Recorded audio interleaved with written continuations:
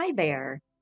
Welcome to our weekly Wednesday workshop with me, Erin Byron. Currently, we are working our way through the book Yoga for the Creative Soul, and we are in the middle of part 2, which is the part of the book that teaches us the 5 paths of yoga. Our time here on Wednesdays are exploring mental health through yoga and expressive arts. Yoga, a 5,000-year-old tradition that arose with its roots in India, which we're so thankful that we have access to this ancient wisdom from the East. And expressive arts, a healing modality where we tap into our creative and expressive channels and release what might be held within us, work it through, change its shape, understand ourselves better. Although we may be making art or expressing ourselves creatively, it is not about the end product. It is about that expressive journey and witnessing what we came out with, free from judgment. Today, I am presenting from the original lands of the Haudenosaunee, the Anishnawbe, and the neutral people along the Grand River, adjacent to the one dish with one spoon wampum agreement that brought peace to these lands. And I acknowledge the caregivers of these lands from the beginning of time and support the efforts of their future generations, the current generations who are continuing to protect the lands, airs, and waterways here. Today, let us begin just with some centering breath. We're starting chapter 9 today as we're exploring the 5 paths to realizing the true self. We just finished up the path of the heart, the path of emotion and devotion, bhakti yoga. And we're moving on to the path of wisdom, study, science, insight, the Gyan path, Jnana, path of yoga. So we'll play a little bit with thought. We're uniting thought and research with expression over these next several weeks. Beginning that entire journey right now, just by coming comfortably to wherever you may be, letting your eyes close or casting them downwards, and tuning in to how your breath is moving. Not necessarily changing what's happening with the breath, but giving it enough space that it is free to move.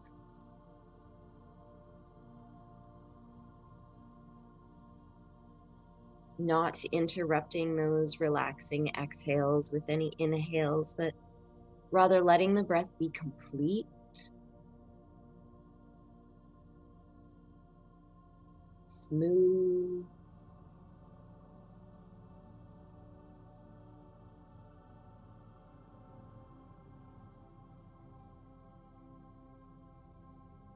the lungs moving in all directions like a balloon, filling with air, expanding in every which way.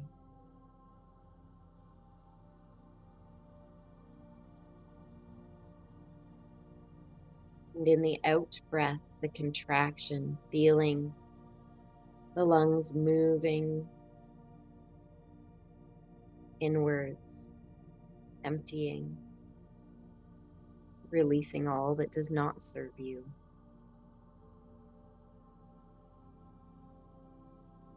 In the form of carbon dioxide, in the form of intentions, in the form of trusting that the exhale blows away what we don't need on all levels. Neutralizing those energies as they are distilled into the air around us.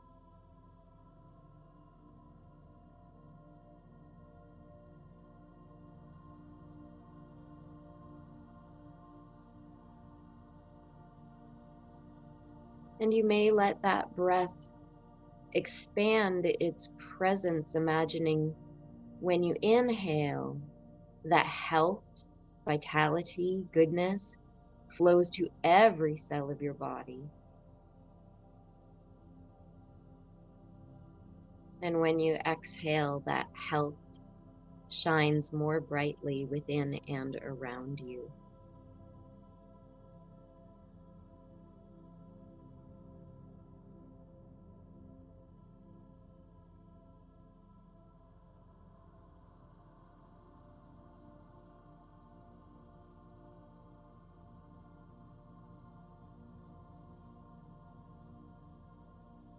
You can stay seated where you are. You can do this from the floor. If you want to stand, go ahead. We're just going to start linking movement with the breath. So the next time you inhale, raising those arms long and tall up overhead. Interlacing the fingers if that's how your body moves, or just keeping the hands beside each other and spreading those fingers nice and wide, reaching up. And the next time you exhale, go sidewards towards the right, keeping those wrists in line with the shoulders if you can, or keeping those palms together. Waiting for the next inhale, using it like a pulley up tall, and exhaling to the other side.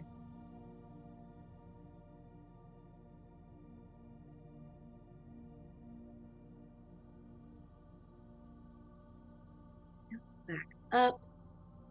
Bringing the arms out wide in line with the shoulders, or just dropping the palms onto the shoulders themselves. Look out over the right elbow, twist yourself around to the right side. Taking a few deep breaths here, noticing where the lungs are open, noticing where it's challenging to move the air. To the center for a full breath, inhale, exhale cycle in the center, appreciating full freedom of movement. Before looking over the left elbow, and when you're ready, twisting around to the left. Keeping that breath deep, noticing where and how it moves.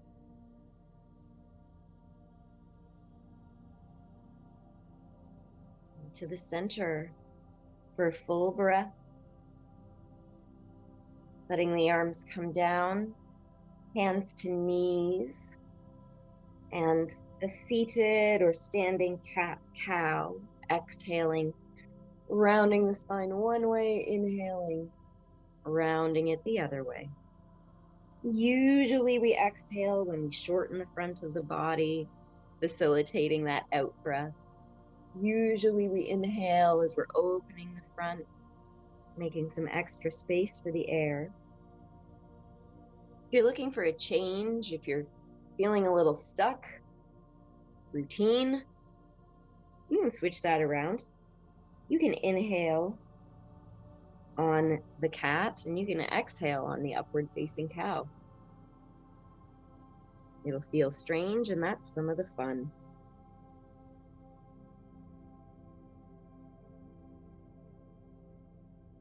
Returning in your own time to a centered position and checking in with your body. This is another way we can be creative. This is another way we can be scientific. What didn't have the chance to mobilize? What, if you're thinking about it, or from sensing it, feeling it, what other movement or stretch would your body benefit from right now? And just give yourself that kindly movement, that desired stretch, trusting yourself.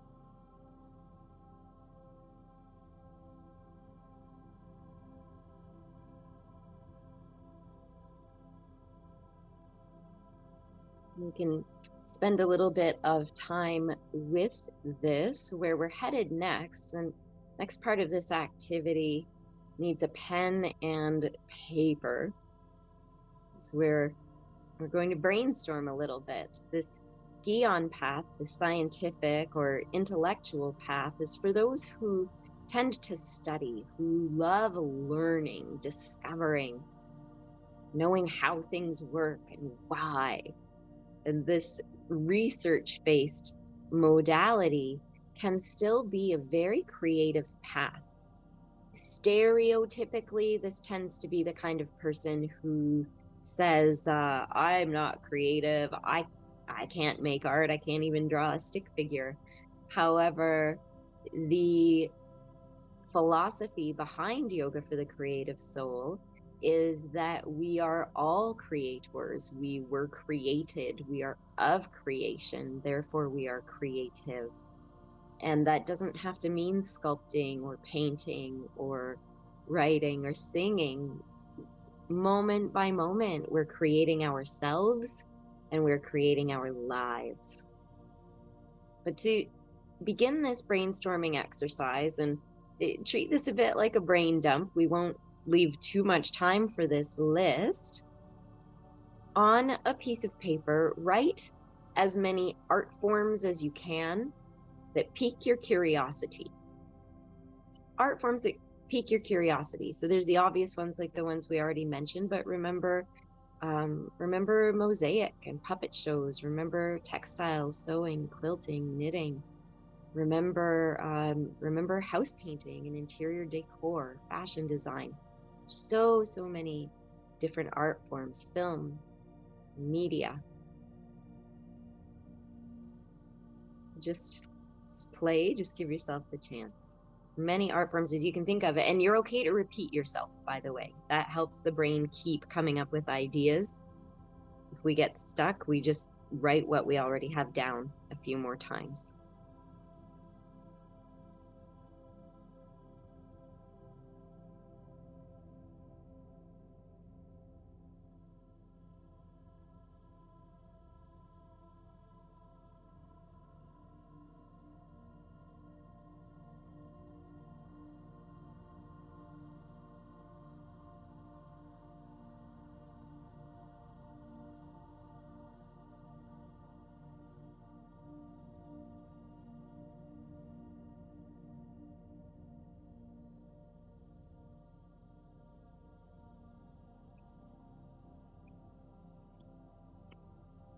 Check in with your breath, check in with your body. A couple more seconds for any final thoughts.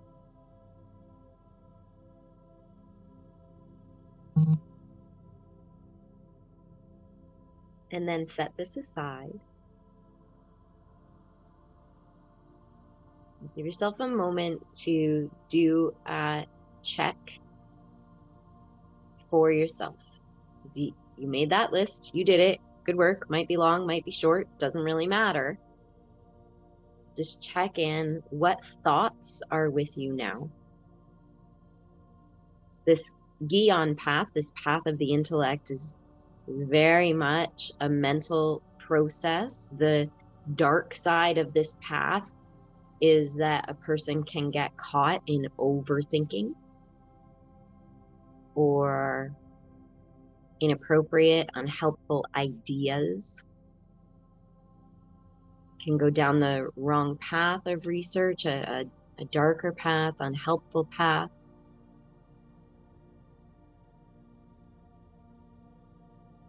So a gift of this path of wisdom, of the intellect, is that it supports us in separating ourselves from our thoughts. We are not our thoughts.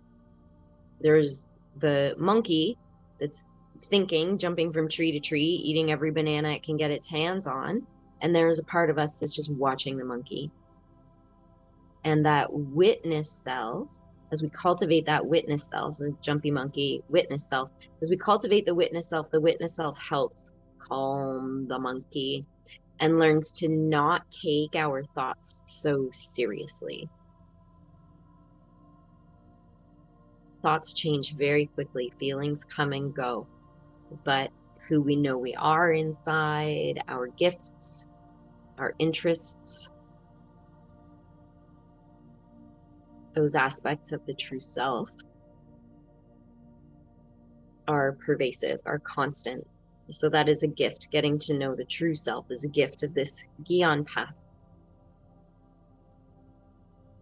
So you've witnessed what's going on in your state of mind.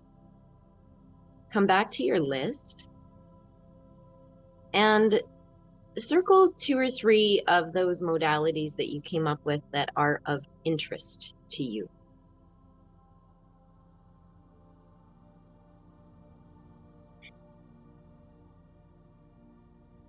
What makes a little spark in your mind? What brings up questions? What do you want to know more about?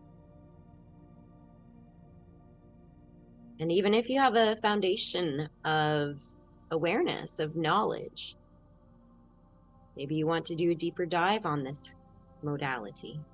Maybe you want to learn more.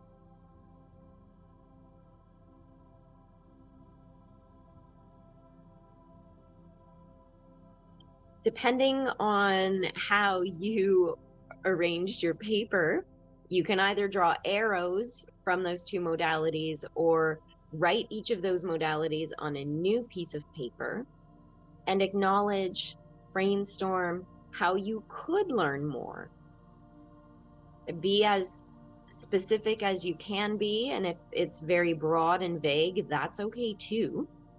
Maybe it's find out if there is a showing locally of this kind of art form. Maybe it's interviewing people involved in that modality.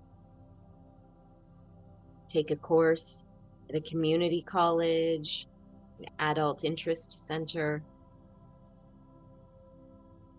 Find workshops, read books.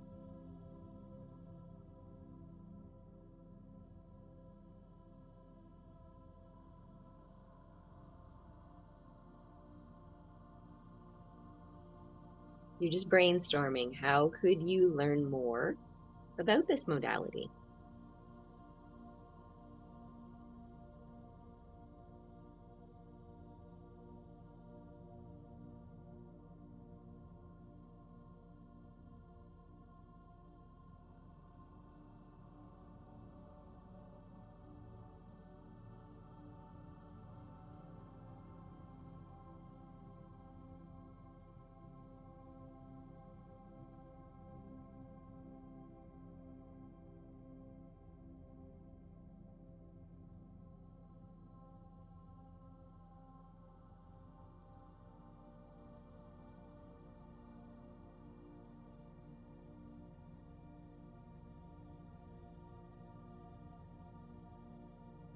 And you can keep jotting down those ideas. I want to say a little bit more about this, that there are barriers and open doors for each of these 5 paths. Each one of these paths has its own kinds of obstacles. And with overthinking being the way obstacles tend to show up for someone on the intellectual path, we tend to see folks get locked into their ideas of what they are and what they are not. And in being asked to try new things or challenge these self-imposed ideas of what is and is not accessible, we can really get in our own way. We can really hamper our own growth with these limiting belief systems. So this activity, as we're continuing to work through this activity on page 126 and 127 of Yoga for the Creative Soul, this activity challenges a person's ideas about what is and isn't possible for them in their lives. Because the next step, easy to make some lists. A lot of Gyan yogis love their lists. Ooh, I get to think about stuff, and then I get to write stuff down, and then I get to do it like a scientist. And sometimes we challenge ourselves. So the next step is to spend, in the book it says spend an hour. I mean, ultimately spend as much time as you want, but the request is spend an hour looking into one of these modalities. And there's lots of fun and free ways you can do that. We are lucky to have a resource like YouTube, where very talented people are posting a lot of helpful techniques, strategies, and insights into their craft, whatever the craft may be. There are niche magazines that you can find at the library, as well as ample books on these topics. And if they're not at your library, but you find out about a book that you'd be interested in reading, local libraries can bring those in. Intra-library loan. We have access to whatever book we want. It might take a little bit of time sometimes, but it's actually usually really quick as well. So you can head out there and find the artists where they live. In the book I mentioned visiting the tattoo shop and speaking to those whose medium is ink on skin. There are all kinds of ways that we can get to know more about creativity and living a life of creation. But before we move on through that activity, which is called studying your craft, let's take a moment expressively in case there are resistances coming up. A wonderful way to move through our uncertainty or our resistance, our naysayers on the inside, is to express that. As long as those things stay inside of us, they have power. There's something about the quietude of our inner world, of keeping it very private and personal, that allows the naysayers, the critics inside of us to amplify, to get louder, and to push away more and more and more of what might be helpful or authentic. So just on the sheet of paper where you are with the pen you're using, or on a fresh page using your crayons, markers, watercolors, whatever it might be, in some way depict the resistances that may have come up for you. And you might do this by drawing yourself and then drawing a little egg around yourself. What aspects do you feel like you don't have access to? What is outside the egg? And what is on the inside of the egg? What messages, what ideas, what insecurities or affirmations are there inside your mind? And that's just a suggestion. You might have your own way of depicting how some of those insecurities or resistances occurred to you.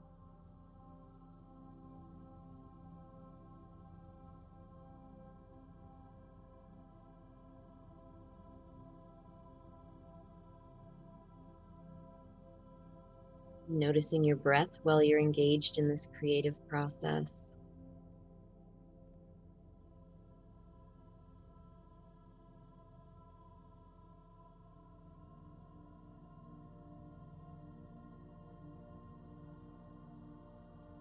Noticing the thoughts and feelings that occur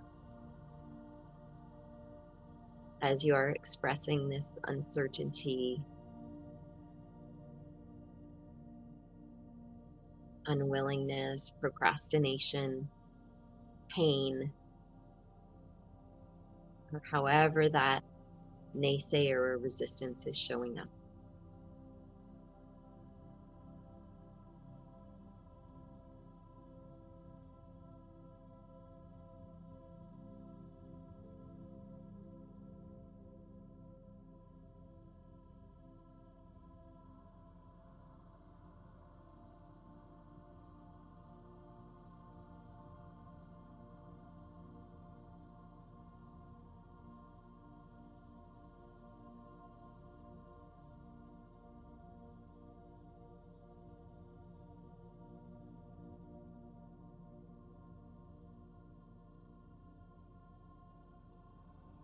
You're welcome to keep working on that expressive activity if you're not quite finished. I'm returning to the activity from Yoga for the Creative Soul. And here we've imagined you've done your hour or more of research into this modality that is of interest to you. You want to learn more about. This is a great activity, by the way, if you feel like your own creative well is running dry. Maybe you're a writer who's lost their words. Maybe you're a painter who has no interest in a subject. To make a lateral move to a new modality or start fresh in something that you don't know very much about at all can be really beneficial. in refilling our creative well, bringing some inspiration back to ourselves. After you've taken that hour of research, spend about 20 minutes applying what you learned.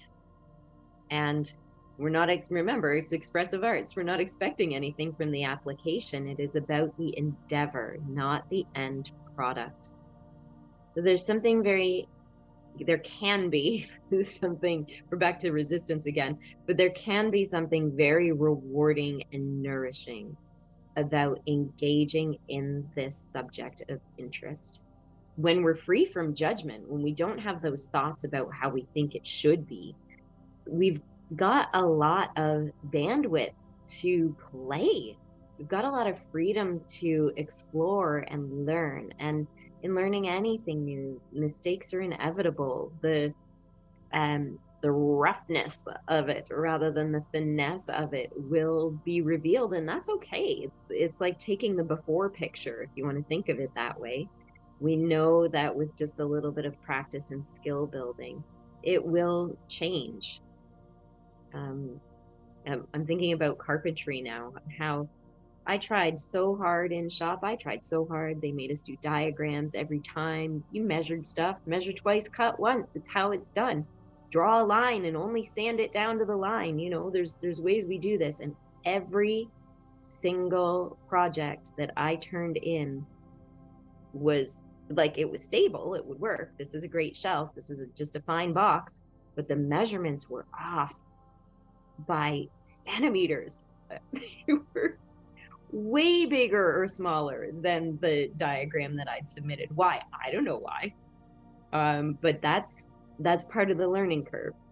And to find amusement and compassion in our own learning curve, intellectually, we understand the benefits of compassion. We understand the benefits of having patience with a learning curve. We know that a learning curve is a thing. You're not going to pick up a new instrument and be able to play your scales perfectly on your first day with that instrument. It's not going to work that way. So planting it in that intellectual mind of the scientists that we build skills over time. Enjoy that 20 minutes of applying what you learned. Let it open new doors. Look down those paths of where you might be headed as you continue to explore this modality.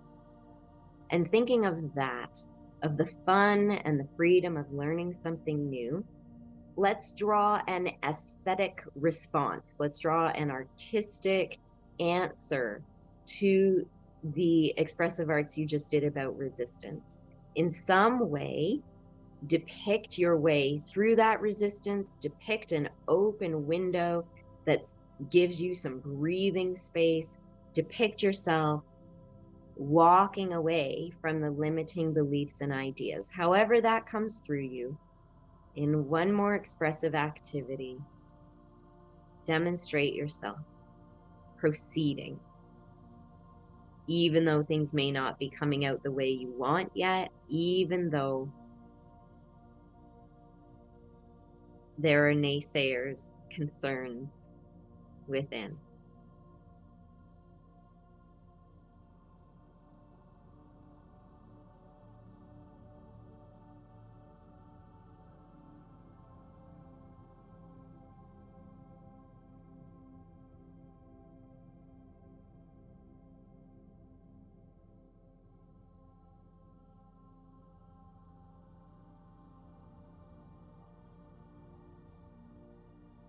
Again, noticing your breath as you're creating.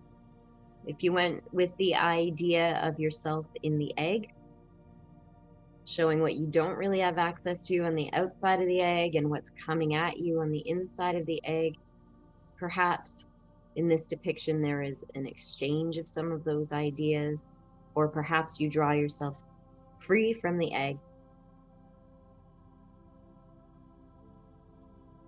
and what is within and around you when that barrier isn't there anymore.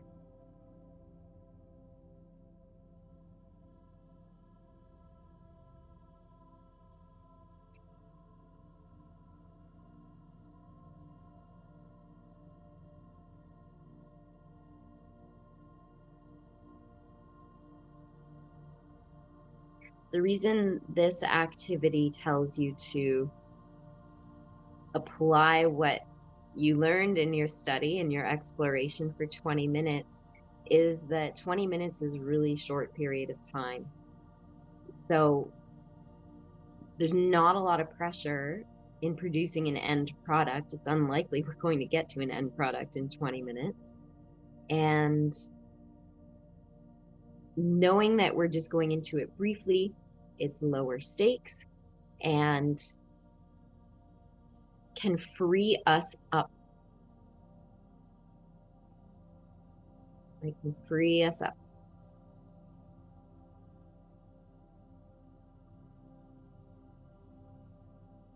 We start these Wednesday workshops at 12:30 Eastern with a private check-in. Everyone who's here has the opportunity to pass if they wish, or to share what's going on with them, what their intention for the day might be.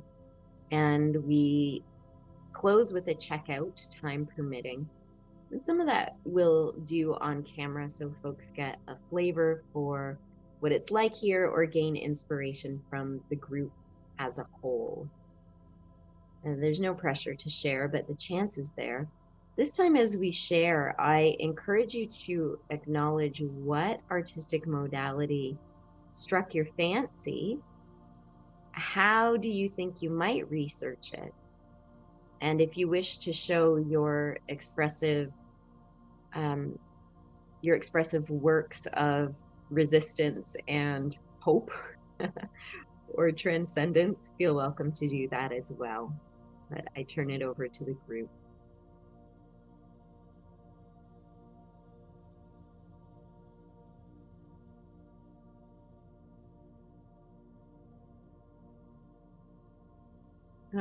Here comes Donna.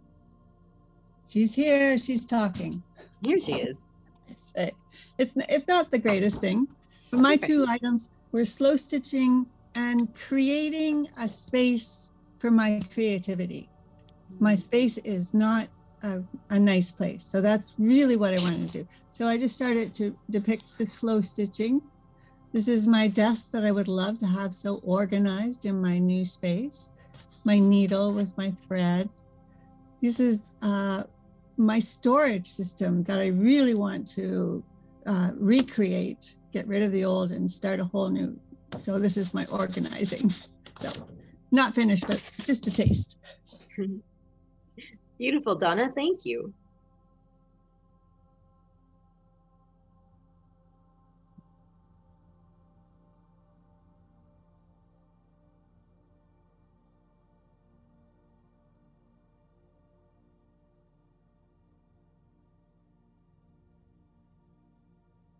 Oh, Sharon. Hi, Dean. Actually, the things that I would like to try would be painting, drawing, and singing. So I was thinking I could easily do that. And for the singing, I could just get a karaoke thing on my computer. I'm pretty sure I could. So I don't know. So I was standing in front of the wall and then I jumped over it. Those are my feet. And that's me on the other side of the wall.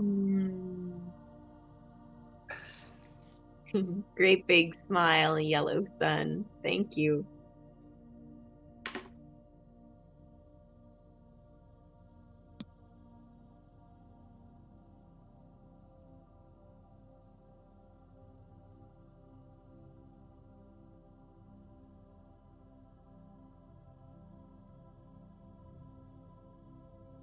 I'll share. So I'm not going to show you my picture, but I did come up with some words for what it was like, what the resistance was like. And I like this exercise so much because sometimes we just forget, right? What our potential could be if we were, focused, if we were clear, just sometimes having that clarity is of all the possibilities, and then the how to, right? How to achieve that, and how daunting it might be, but when you break it down to spend 1 hour and then 20 minutes to, evaluate what you learned or whatnot, it really makes it sound so attainable. And so I thank you for that. Mm. Thank you.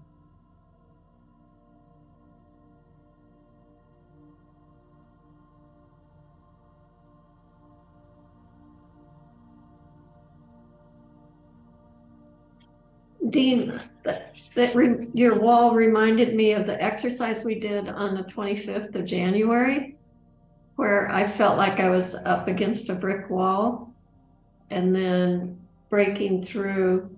And I still haven't broken through that to the thing that I want to do, but today was, I was in a home ec college, which was all kinds of different coursework, interior design, fabrics, sewing. So I had multiple things. And I remembered while I was waiting to learn if I was going to get my internship after college, that I did a batik, and I did it on the table that I'm working at, but it was at my mother's house. The table was at her house then. And I just realized that I'm doing this at that same table, but I did an enormous batik. There was like a 3 foot by 3 foot and multiple layers of like an Indian mosque. So it was all these curves and all these different purples and layers and layers. I have no idea where it went, but I remember really enjoying doing that and being so focused on some. The other one, and I can't remember the name of it, but it's where you layer fabrics, bunch of fabrics down, and then you start cutting, and you cut back and you work back, and you have, I think it's like a South American type. I don't know if anybody's seen that, but you have, so you have to think backwards kind of as to what you want to end up with to start cutting from the beginning. And I haven't done that for, oh gosh, 100 years. So I put those two down. I think I just want to pull some of that out and just do it again. It's really therapeutic for me, but I don't know if this is bright enough to really see.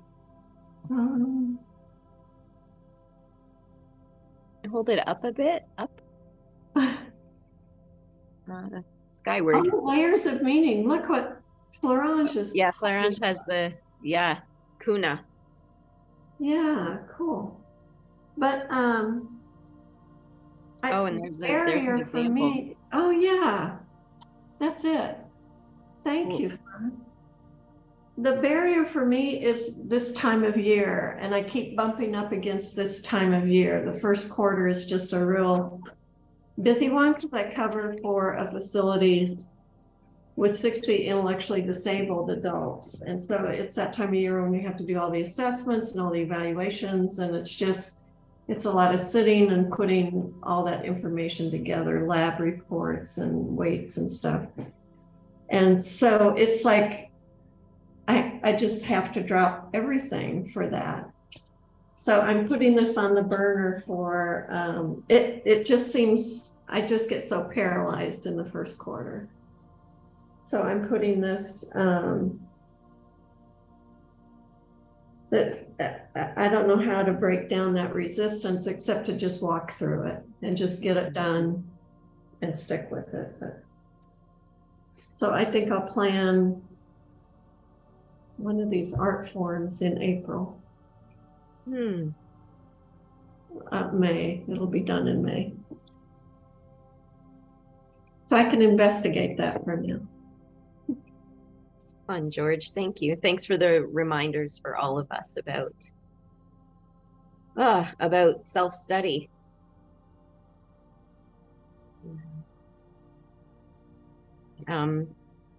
Turning folks who are here live, turning your attention to the chat. and thanking everyone for your participation, your willingness, your exploration, all you do in the world, and your very self. Thank you. Join the Yoga for the Creative Soul or Wednesday workshop with Erin on Facebook for sharing updates, inspiration. And I look forward to seeing you next week at 12:30 Eastern.